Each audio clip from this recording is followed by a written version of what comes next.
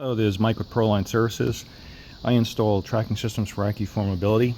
This is GPS installation demonstration number 1. We're going to be installing this tracker.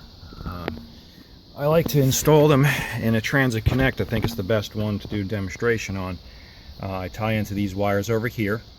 I'm going to mount the tracker back over here. I remove the instrument cluster right here. And I had to gain access to a few more panels. This panel also comes out so I can get a good shot at attaching my zip tie where I want to put it. It's going to be right back over here. Also going to black out the modem so you don't see the lights flashing. You can't see it flashing now because there's no power to it.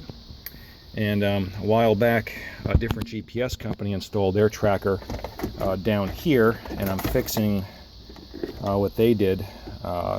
It's causing air conditioning issues. The blower motor would only work on 2 speeds because they hooked their power wire up to the blower control motor switch, and when they tried to engage on low, medium, and medium high, it would only partially engage the motor, which also smoked the harness to the blower motor. You also have to be careful of the airbag wires. They are usually yellow and gold.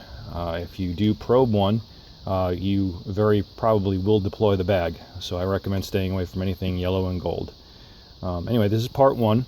You see how I've gained access to all my panels. I'm already repaired with the damage that the other GPS company has done, and now I'm going to put this back together. I'm going to probe my wires.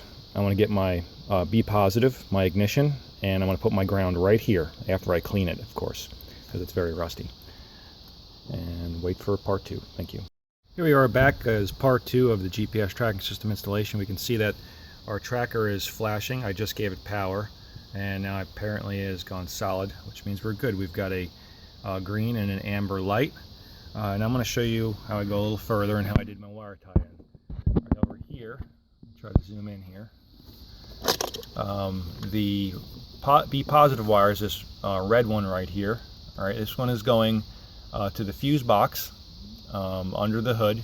It has a 40 amp fuse on it, and it goes directly to the battery after that. This is the main B positive for the dash. And then this wire right here is ignition. This is also coming from the fuse panel. This one has a 50 amp fuse on it. But we're not going to depend on those fuses. We over here use our own fuses. They have 3 amp fuses in it, so just a little bit of a load, and that's not supposed to be there, and these fuses will blow. Now what I do is I zip tie them together, and then I tamper-proof everything with silicone. So first I do the modem. All right, for demonstration purposes I'm using clear. All right, clear works. Doesn't work so well for pictures, but silicone is very malleable. The only way it's going to get a crack in it is if it's physically pulled apart. Then I'm going to go over here and I'm going to put a dab over here. I'm actually going to run a whole line up here. It might get a little messy, but it is clear, so it doesn't really matter. All right, so back to my wire tie-ins. All right, I've got 2 zip ties, all right, on each wire. The main wire is connected there and soldered. I put a zip tie with electrical tape to keep the electrical tape from unrolling. And then I put another zip tie over here, tying the wire to it just in case the driver decides that he's going to try to pull that wire out. I'm going to be able to tell exactly what happened here. Same thing with the ignition wire. It's the white wire. And then I'm going to go a little further over here. This is pretty important. I'm going to tamper-proof my fuses. All right, I'm just going to put a dab up here. Going to glue both fuses together. All right, so we've got 2 nice big dabs on our fuses. They're zip tied and glued together. Now we're going to go to the ground. As you can see, there's a lot of rust on this frame. I actually put this ground right here. It's nice and clean now, but I had to use a die grinder with air power to clean that up. So if you don't have a good ground, your tracker's not going to function properly. It might throw false battery disconnect alerts. You're not going to get proper voltage. especially when the vehicle tries to start. There's going to be resistance in that connector right there. So now that you can see how it looks clean, I'm going to tamp proof this thing. Maybe a little excessive, but I don't want any corrosion getting in there, and I don't want anybody messing with it either. I actually glue the whole entire connector and the wire down, and that's how every single one of my installations look. I don't care if it's a rusty vehicle or not. You do the entire vehicle. I mean, you do the entire connector and the wire. There's no chance of corrosion, and there's no chance of tampering that will not be noticeable. All right, back to our tracker.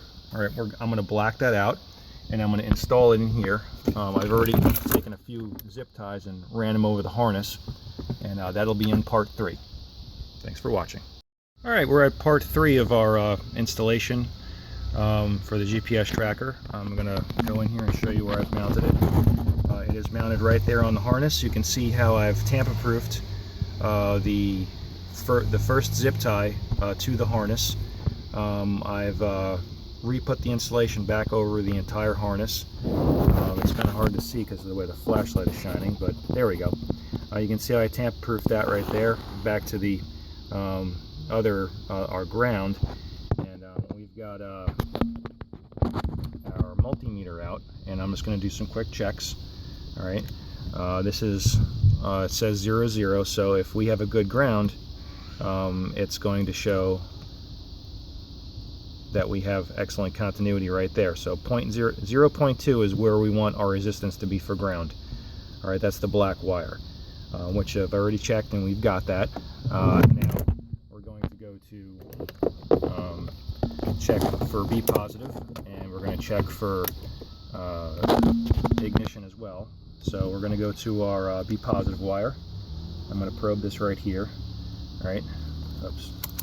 Don't do that with your meter. I've got a really good one. It's not going to damage it. So now I've got 12.44 volts, which is good. And if I go to the ignition wire, where I'm tied into, I've got 12 volts because my ignition is on. Now I'm going to turn my ignition off. All right, I'm on courtesy right now, so I've got 0 volts.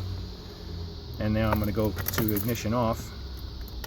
I've got 0 volts. I'm going to go back to accessory, excuse me, it's not courtesy. And now I'm going to turn the radio on so you can hear the radio. Alright, so you got the radio on, alright, and I'm going to go back to the ignition wire, and I've got no volts, and it's where you want it. And you can see that a little better. I'm going to turn this down so you can hear me. But once again, I'm on the ignition, all right, and I've got nothing. See, I'm tied into that wire, all right. That's a true ignition wire. Now I'm going to put the vehicle on, all right. The radio is still on, and now I've got ignition, all right, and that is a proper installation. On the B positive, we had 12.44, and on this we've got 12.45, so it's pretty much a match. All right, my tracker is mounted there. All my tamper paste is in. The white label, as you can see on top of the tracker, I normally will take that and black the entire thing out, but for demonstration purposes, I wanted you to be able to see what it looks like. I got to get a better shot here, so bear with me. There we are. The white label is pointing straight up. It is not far from the top of the dashboard. It is further enough from the top of the dashboard where it's not going to overheat. And I'm calling this installation done. So there's our tracker right there, our ground, all the installation. There's the top of the dashboard right here. You can see how far the tracker is from it, so it's not going to overheat. And then all I got to do is put the rest of it back together. Disconnect all my stuff. I pull the wire connectors back out for the instrument cluster. It's up there. I'm going to put all that back in there. I'm going to put the bezel back in, and we'll be all done. And that's it. That's how we install our tracker. Thanks for watching. And you know what? I'm going to put a part 4. I'll show you what it looks like when it's done. Here we are at part 4. Our tracking system is installed. Just finished cleaning all the stuff out of it. All the panels are snapped in nice and tight. All the screws are tight. The instrument cluster is done. Everything's working. We're going to fire it up and make sure we have no check engine lights on or anything. All right.